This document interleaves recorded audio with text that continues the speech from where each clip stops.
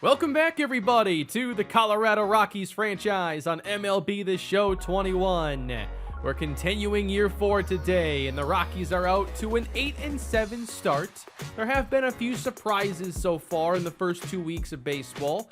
I felt like last episode was a step in the right direction for the offense, where we have a lot of players currently in hot streaks. At the end of last episode, though, I was offered a trade I really had to think about, and I saw your feedback, and most of you seemed to like trading Garrett Hampson for Nick Solak of the Texas Rangers. And this is not like a major move. It's a backup for a player who is still going to be a backup.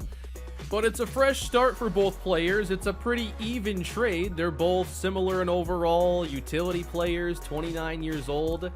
Solak has been a much better hitter at the big league level, although he's off to a slow start this year.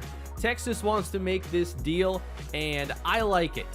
Let's get a fresh start here. Hampson goes to Texas, and we add Nick Solak, who right away gives us a boost against left-handed pitching. He's going to start there and split time with Brendan Rodgers.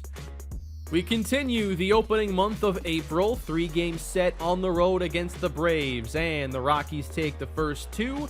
We'll go for the sweep now in the rain. Clayton Kershaw's on the Braves now, and I wanted to get into this game because I knew Solak would be starting against the lefty. Well, Rockies get on the board early. 2-0, bases loaded, and here's Nick Solak coming to the plate. Not his first Rockies at-bat, but one of the first ones. Solak playing second base, and he fouls off a pretty good fastball right over the middle. That one taken inside, and Solak runs this count full, and the payoff pitch is wide. Ball 4, an RBI for Solak as Geronimo jogs in for the third run. Andrew Heaney's up next, and Kershaw can't even end the inning against him. It's clearly not his day. 3-1 count, Trey Turner at the plate.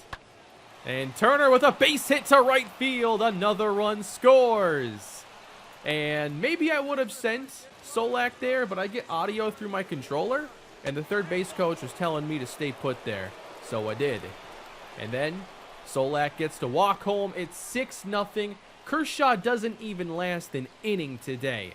Rockies in good shape here to go for the sweep as Kyle Wright comes in to help clean up the rest of this game. Solak in the third, full count once again, and this one's in the air to right. Pretty easy play.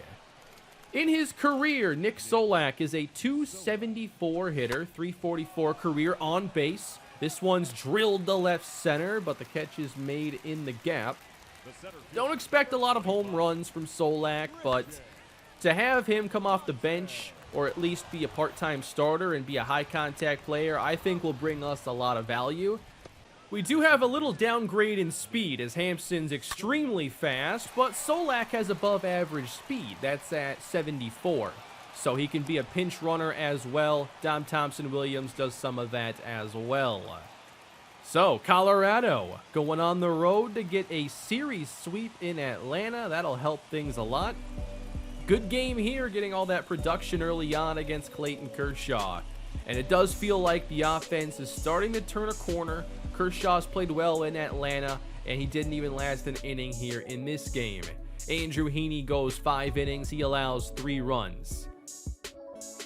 We just played Philadelphia, but we have another series against them, 4 games this time, and we split the first 2 of them, and here's the win. Again, extra innings. We've had some dramatic wins this year, a lot of walk-offs. 4 hits in the game for Dom Thompson-Williams. That has been a great draft pick so far, Rule 5 draft pick. He had a double and a triple in this game. Continuing, we lose the next day and then win to get a series split. Then the Rays call us and say, hey, we will trade you Xavier Edwards for Touki Toussaint. And again, this is something we have to think about because Edwards, a potential second base, shortstop. The ratings do need some work. He's probably still a minor league player for a little while, but there's a lot of potential with him. Give me your feedback on that. We have a nice 3-home run day against the Phillies in the next game. Welker, Solak, and Geronimo all go yard. And we'll end the month of April against the San Diego Padres, and we drop the first 2 games and get swept, not scoring a run in those final 2 games. So we're hovering around 500 and are now playing a series against the Arizona Diamondbacks. Winner gets the 2 out of 3 series win here. No Zach Gallen, thankfully. It's DL Hall and Andrew Heaney. Trey Turner has led off this year against lefties, and he's off to such a better start, hitting over 300, getting on base a ton, and he'll do it again right here. Base hit center field. Trey Turner is aboard. And he takes off with Brian Reynolds a little late on the hanging curveball. 2-2 from Hall. Turner takes off again. This one's launched to left center. Marte into the gap. And it's off his glove. Turner hits the gas. He's headed to third. And Reynolds holds at first. And they don't call that an error. It's a base hit. 2 on. Nobody down. And Rafael Devers ahead in the count. This one eventually runs full. Payoff pitch. Fouled off. Good battle between Hall and Devers. And Devers ultimately wins. He draws the walk, and the bases are loaded for the Rookie of the Year, David Geronimo. Big swing. He wanted to go deep on that one. Just missed it. 1-1. He didn't miss this time. It's a drive to left, and David Geronimo has a first-inning grand slam. I can't believe he got a pitch as good as the one he missed. Number 7 on the year for David Geronimo. A Rookie of the Year just a season ago, and already a cornerstone of this Rockies offense. Later in the first, Johnny Schaefer, this year's Rookie of the Year candidate, with a base hit to right field. Is DL Hall going to finish the inning? Nick Solak with a 2-strike count, and the slider confuses him for a strikeout. And then Andrew Heaney trying to continue the inning, but he strikes out. 4-0 Rockies, though, a great way to hand the game off to your starting pitcher. Andrew Heaney facing Jonathan VR, and he walks him on 4 pitches. We have some room for error here, but 2 batters later, Carlos Correa into center field. In comes Reynolds. He can't make the catch. And Correa gets to second. I finally was ready for a dive in one of these situations. And the ball actually hits him right in the palm of the glove. Maybe a little too far up the wrist, though, and then just goes past him. 2 in scoring position, Ketel Marte. That misses low. 3-0. Again, a 4-pitch walk from Andrew Heaney. And now the Diamondbacks have the bases loaded for power-hitting catcher Carson Kelly. 1-1 from Heaney. Inside, just can't get that corner. 2-2. That's low. Payoff pitch to Carson Kelly. And it's called ball 4. It's right on the outside corner. What do you want him to do there? Arizona gets 1. They're still loaded. And now it's Seth Beer hitting .308. And that one is a strike. 1-1 from Heaney. That's driven out to right. Are you kidding me? We've given up the lead in the first inning. A grand slam for Seth Beer. It's not just Zach Gallen who's in my head and has my number. Go back to any episode we took on the Diamondbacks, and Seth Beer is in there getting big hits against me. I'm tired of it. Every time he's at the plate, it's like, all right, I know what you're going to do. I'm trying to pitch you smart. And then he hits a grand slam after we did, and we're not even winning now. How often do you see 2 first-inning grand slams? So we got Mike Williams, Zach Gallen, Seth Beer. Any other players I'm missing that just always annihilate me? Is Heaney finishing this first inning? He just walked Josh Rojas. He's able to get ahead of Christian Walker, though. And good curveball. Walker, swing and a miss. DL Hall, the pitcher. Let's end this inning. I can't believe both teams hit a grand slam. We did all this damage with nobody out. And we're losing now. Geronimo up again. It's knocked down at third base. Recovery and the throw in time from VR. Well played. Andrew Heaney into the second, trying to have a cleaner inning, but Carlos Correa has other plans. Hit to left center field. It's a 2-out double. That brings up Ketel Marte with Correa in scoring position. Curveball left up, and it's caught at first base by Ty France. 2 zeros here for each pitcher in the second as we go top 3. And Brandon Nimmo hits 5th against lefties. And it's a drive to right field. It's got a chance, and it's off the foul pole. A solo homer from Nimmo to tie the game. 3rd of the season. I love seeing the power here from Brandon Nimmo. This one just stays fair for us. Nick Solak up again, second at bat of the day. He drives this one into center field right at Ketel Marte. So the offense does slow down significantly after the first inning. I had Touki Toussaint getting warm. Wasn't sure how long Heaney would go, but he started to figure things out, and that changeup was a big reason why. He had so much confidence in that pitch. There we go, striking out Seth Beer, thank you. 5th strikeout for Heaney. Let's go bottom 4, where Christian Walker adds on to that strikeout total, chasing the changeup. Next, Jonathan VR. Fastball at the knees. Then, did he go around? Sure did. 0-2. Got him! It's the curveball. Andrew Heaney actually recovered really nicely, and we didn't have to have like 8 innings of bullpen baseball today, which is pretty big. Top 5. Still tied here, and Nimmo bounces this one to the right side. Riley Smith came in, really slowed things down. Ty France lines the slider to right, but right at Josh Rojas. Heaney's control was also an issue early on, but once he figured out that changeup, it's like all I wanted to throw with him. He actually pitched here into the 5th. Carlos Correa, 2 for 2. He smokes this one to center field. His 3rd hit off Andrew Heaney. Next, it's Marte. 0-1 in the air, sending Reynolds back into deep center to make the catch. And 2 down for Carson Kelly. That is on the ground. Little flip to second, and Heaney does finish the 5th. Now, I unfortunately have some more glitched footage here, and I am going to be replacing my capture card today.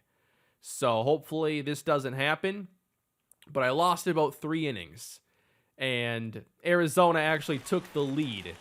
It wasn't like a home run or anything interesting. They just got a run off Touki Toussaint, a double and a couple of outs to bring him home. And here in the 8th, extra bases again for Arizona. Thought they could have gotten a triple there, but Marte holds at second. Kelly, grounder to 3rd, can't advance on that.